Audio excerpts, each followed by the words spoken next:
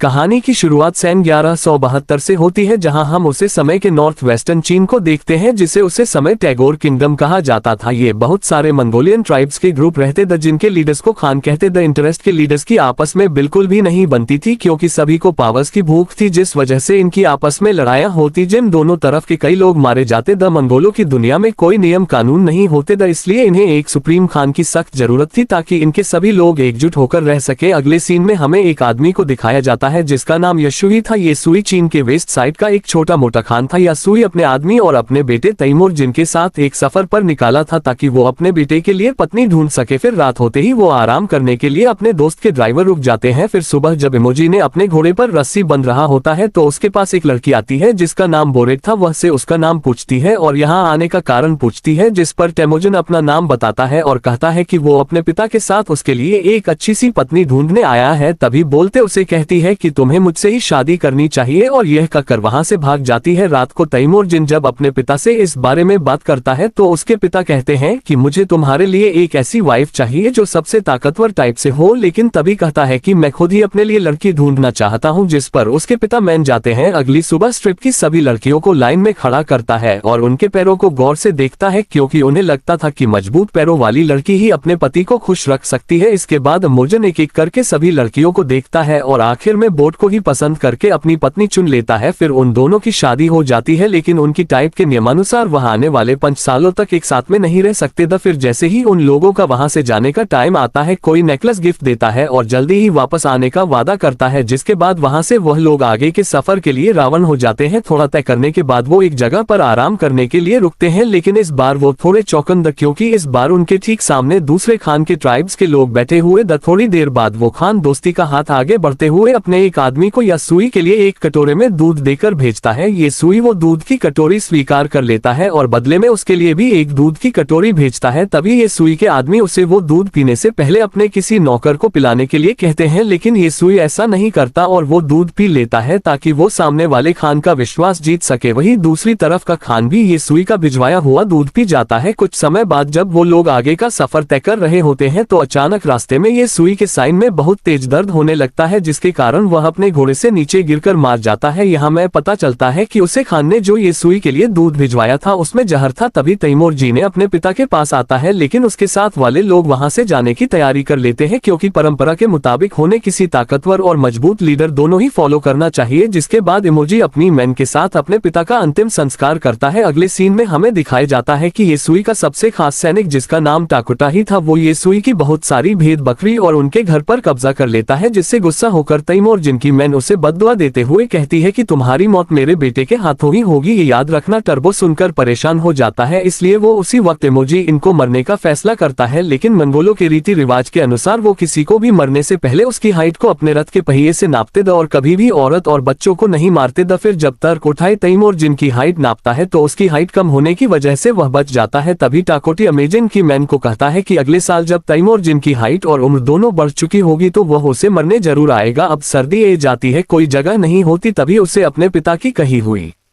एक बात याद आती है कि बुरे वक्त में भगवान उनकी मदद जरूर करते हैं, इसलिए वह सामने एक पहाड़ की तरफ दौड़ता हुआ जाता है। तभी अचानक रास्ते में उसका पैर बर्फ से ढकी हुई झील पर पड़ जाता है, जिसमें वो डूबकर लगभग मरने ही वाला होता है। लेकिन तभी वहां पर उसकी उम्र का एक लड़का आता है, जिसका नाम जामुका था। वह उससे बाहर निकलता है और उसकी जान बचा लेता है। फिर जमुखा और उसका बड़ा भाई तैमूर जिनको अपने घर पर ले जाते हैं, जहाँ पर जमुखा और उसका भाई अपने हाथ पर कट लगाकर उसे खून को दूध में मिलाकर टेमोजिन को पीने को कहते हैं। अगली सुबह तर्क उठाई तैमूर जिनको ढूंढते हुए यहाँ पर भी पहुंच जाता है और तर्क उठाई के दोस्त इमोजिन को अपने साथ उठाकर ले जाते हैं, लेकिन जब फिर से वो उसकी हाइट अपने रथ के पहिए से नापते हैं, तो उसकी हाइट उतनी ही थी जितनी की पहले थी, इसलिए वह लोग उसे तब तक के लिए कैदी बना लेते हैं। फिर हम देखते हैं कि उनके टाइप का एक बुढ़ा आदमी रोज डेमोजिन को खाना खिलाता था और उसके धवन पर दावा भी लगता था। तभी अचानक वहाँ पर बारिश होने लगती है और सभी लोग अपने घरों में भाग जाते हैं। अब इसी चीज का फायदा उठाते हुए वह बुढ़ा आदमी तैमूर जिनको तार घुटाई की कैद से मुक्त कर देता है, जिसके बाद अपने उसे लकड़ी के फंदे को लटकते हुए तैमूरजिन वहां से भाग जाता है। वह कैसे भी करके उसे पहाड़ तक पहुंचने की कोशिश करता है जहां पर भगवान टेनरी रहते हैं। फिर जब भगवान टेनरी के पास पहुंचने ही वह अपनी इच्छा मांग रहा होता है, तभी अचानक वहां पर उसे एक सफेद भेड़िया दिखता है, जिसे देखते ही तैमूरजिन के गले का फंदा अपने आप ही खुलकर नीचे गिर जाता है। फिर अगले सीन में हम सन 1186 का साल देखते हैं। टेमुजीना बड़ा हो गया है और एक नौजवान लड़का बन चुका है, लेकिन उसकी जिंदगी में कुछ बदला नहीं है क्योंकि वो अभी भी टाबटाई के लोगों से बचकर भाग रहा है। तभी एक दिन वो उसे ढूंढ लेते हैं और वापस उसी लकड़ी के फंदे से बंध देते हैं जिससे उसे बचपन में बंधे गया उसे तड़पा तड़पा कर मारना चाहता था, लेकिन तैमूरजी ने सब कुछ भी करने से माना कर देता है और खुशी खुशी मरने के लिए तैयार हो जाता है। फिर हम देखते हैं कि वह बूढ़ा आदमी अभी तक जिंदा है और वह उसे पानी पिलाता है। फिर उसी रात को जब लोग अपने अपने कामों में बिजी तभी इनसे बात करने आता है। इससे अच्छा मौका बाद में नहीं मिलेगा, ये सोचकर मुझे उसी लकड़ी के फंदे से तार घुटाई को मारकर वहां से भाग जाता है। अब वो खान बनने के लिए बिल्कुल तैयार था। पहले वो अपने बचपन की वाइफ बोट से मिलने जाता है। बोट बड़ी हो चुकी थी और खूबसूरत भी। टेमुजिन बोट को लेकर वहां से अपनी मैन और बहन के पास जाता है जहां वो दोनों उन्हें देखकर खुश होती हैं। अब कई दिनों तक वो अपनी जिंदगी सुखी होकर जीते हैं, लेकिन मुसीबत कहीं ना कहीं से ही जाती है। अभी लोगों पर माकी ट्रैप के लोग हमला कर देते हैं। कई सालों पहले तैमूरजिन के पिता ने इस मार्केट टाइप के खान की मैन को किडनैप किया था और इसी बात का बदला लेने के लिए वह यहाँ पर अब बोटे को किडनैप करने आए। टेमुजिन और बोट वहाँ से भागने की पूरी कोशिश करते हैं। मार्केट खान बोट को अपनी वाइफ बनाना चाहता था, इसलिए वह उसे किडनैप कर लेता है। अब वहीं दूसरी तरफ टेमुजी ने अपनी वाइफ को वापस लाने की कसम खा लेता है, लेकिन वह अकेला ही एक कम करने के लिए काफी नहीं था, इसलिए वह अपने खून वाले भाई जम्मुका के पास जाता है क्योंकि जम्मुका भी अब एक दमदार टाइप का खान बन चुका था। जम्मुका हमला करने के लिए तैयार था, लेकिन वह उससे साल का समय मांगता है। अब धीरे धीरे करके 1 साल का समय भी निकल जाता है, जिसके बाद वह दोनों भाई अपनी सी लेकर मार्केट स्ट्रिप पर हमला कर देते हैं। फिर मार्केट ड्राइव के सभी लोगों को मरने के बाद वो उनका जरूरी सामान अपने पास रख लेते हैं। वहीं बोट को एक टेंट में देखता है जो कि यह प्रेग्नेंट हो चुकी थी, लेकिन उसके बावजूद भी वो उसे अपना लेता है। उसे रात ये लोग अपनी शानदार जीत का जश्न मानते हैं। फिर जब वह लोग तैमूरजिन को सामान आपस में बांटने के लिए कहते हैं तो तैमूरजिन सिर्फ 10% सामान ही अपने पास रखता है और बाकी का सामान लड़ाई में मारे हुए लोगों के परिवार में बांट देता है। अभी देखकर जमुखा के ट्रैप के 2 लोग उससे प्रभावित हो जाते हैं और वह तैमूरजिन के साथ में जुड़ जाते हैं। अब क्योंकि मंगोल सपना खान खुद चुन सकते थे तो उसमें मामू कभी कुछ नहीं कर सकता था, लेकिन ये सब देखकर जमुखा को बहुत बुरा लगता है और वह तैमूरजिन को अपना